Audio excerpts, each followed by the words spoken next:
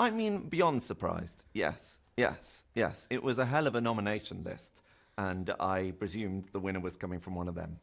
But I mean, you know, big national show, got rave reviews. Yes. Yeah, there was another big national show that got rave reviews on the same bill. So, on at the same time as us. So, yeah.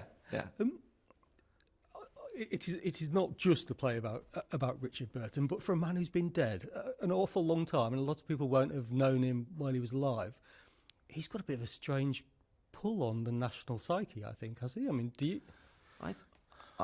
I think that we have truly extraordinary people every so often in this country, and I was lucky enough to write about two of them. A third, actually, who is actually from this country, but who has been embraced as an American, and to have the three of them to write about, I think, and to understand how the three of them functioned together and moved between each other together was just the greatest joy.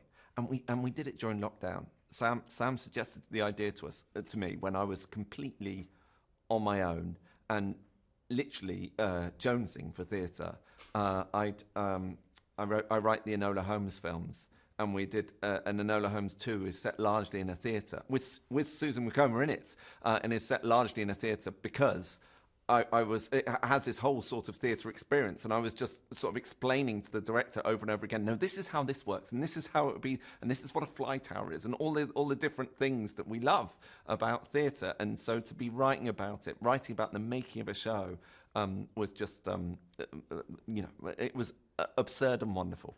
How is it writing about actors for actors? Do they get a bit funny about it? They say, well, surely you wouldn't have said this, or do they act? I tell you, the weird thing was writing about directors for a director, and not just any director, Sam Mendes. That, and you're going, I'm writing, this is how John Gielgud directs this scene, and he's sitting there going, yes, maybe. The whole process is one that Sam's viewed 1,000 times through his own particular lens, and I was writing about a different lens, the lens of Sir John Gielgud, and it was, I think that was the oddest experience for me. You saying about how much you were missing theatre, do you think part of the audience embracing it was a celebration of theatre? Because, there was a time when, I spoke to people and they thought, we aren't coming back, and that's it, game over.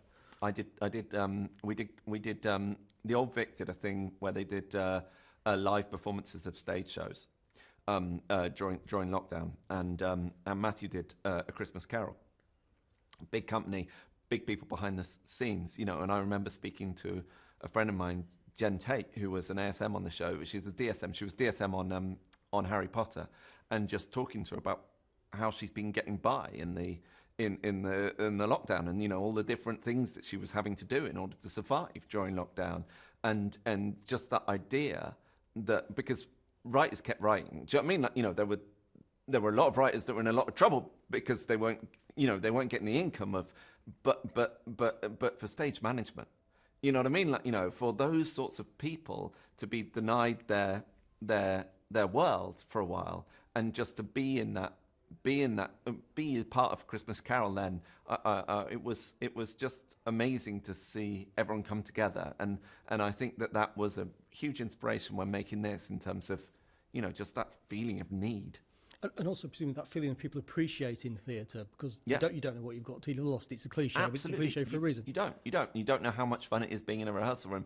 You sit there and you go, I can't. I'm autistic. I'm nervous. I'm shy, and being around people I find incredibly difficult. And so there's times when I go, I really can't cope with being in this room anymore. And then I am in that room, and I just sort of feed off the honey of it, it's just, and honestly, there was a moment between Mark and Luke, who play Redfield and Gielgud, and it was just around the table, and Sam was just working this scene over and over again, and just trying to find the meat of it, and we were working on the script, we were working on the thing, and suddenly it just got unlocked. Suddenly Sam just found the hidden ingredient, and the two of them just flew, and that experience. You don't get that in telly, you don't get that in film, you don't get that anywhere else, of just seeing people fly, literally fly, and you can see the engine between them, and it's addictive. It's like a drug. And I was just sat at the back of the room, which is where I like to be. Do you know what I mean? Like, just feeling this whoosh of energy. And yes, it was a play about the rehearsal process of which was one of the greatest experiences of my life.